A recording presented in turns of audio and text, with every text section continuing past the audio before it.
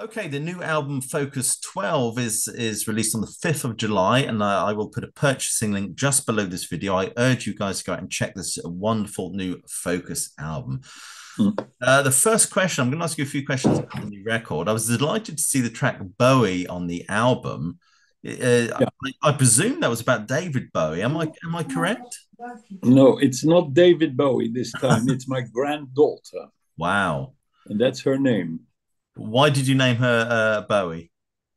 I am not the one that gives names to grandchildren.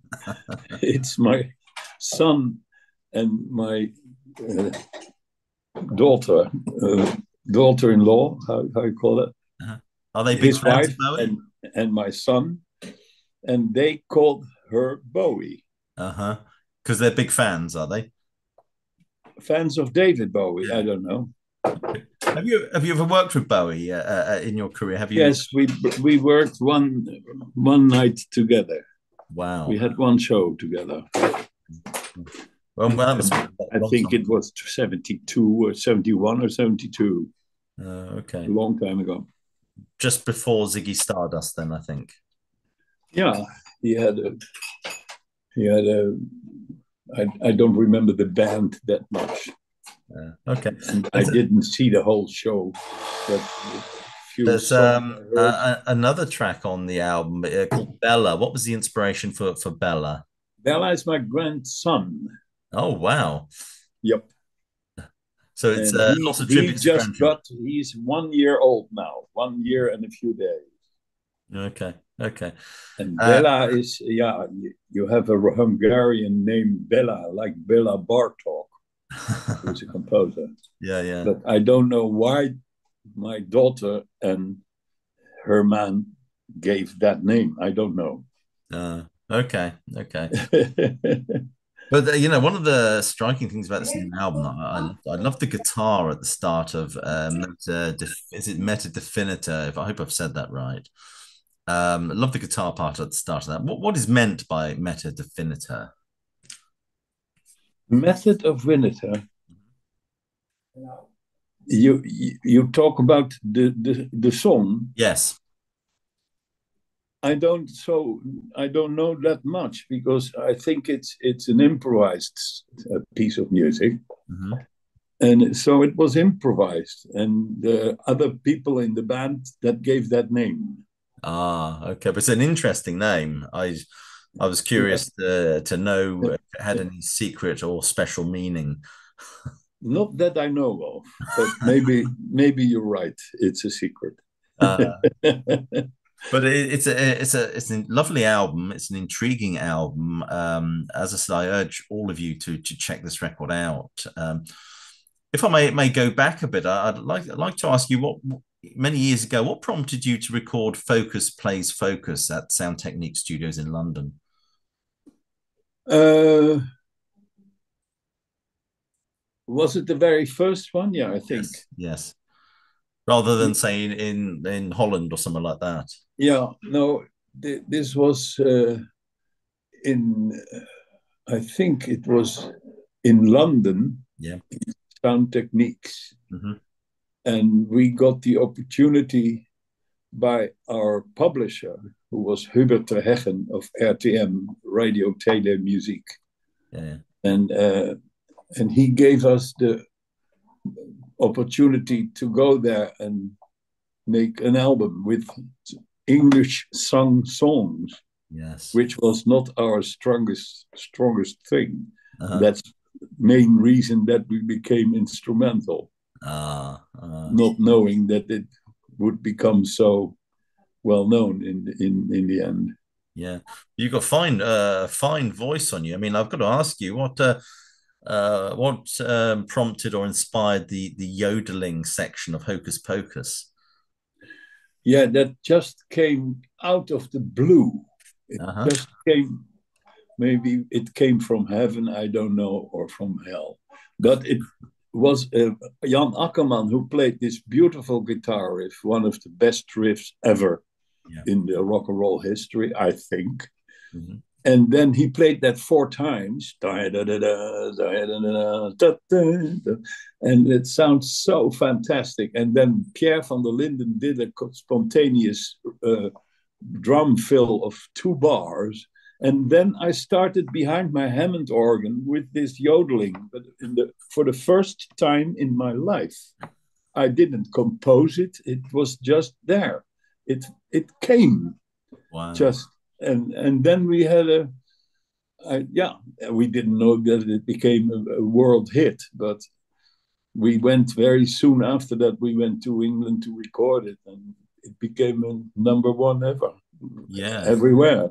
Yeah, but it's an iconic track. I think even Marillion, the band Marillion, performed it live on stage recently. I think. I know.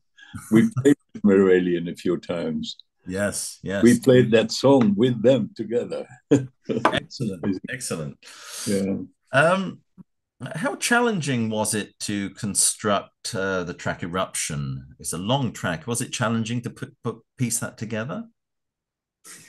Yeah, I'm actually basic idea was from me. I have composed most of the things beforehand, before we went into the rehearsal room. And we added some ideas of Jan Akkerman in it, and some ideas of Bert Ruiter, the bass player, who unfortunately died already, and some composition by Tommy Barlage. He was the saxophone player for the band Solution. That maybe you remember that part. Down, down, down. Yeah. That thing he wrote. But I mean, how hard was it to put the whole thing together? Was it incredibly challenging? It was challenging, and the main producer, arranger of it was Jan Akkerman. He came with most of the ideas. Yeah. We all loved his ideas, and we played it. Yeah. So that was how it was constructed. Wonderful, wonderful. Thank you. I mean, how big an influence on you personally, like Miles Davis and John Coltrane, as you as a musician, are they influential on you? Yeah, very much. Because I only played classical music till my 10th. And I listened to classical music. My father was a very, very good flute player. So I heard him nearly every day. Yeah, if you want, every night he played his flute. And when I was 11, I started to love jazz. Yeah. And that was not Dixieland, but it was Miles, it was Coltrane, it was Herbie Hancock later, and Weather Report, and people like that. Yeah. And so there was not much rock and roll in my concept, you know. Later, I began to love rock and roll. I wanted to play rock and roll. But that time, I only listened to classical music and jazz, modern jazz. Right.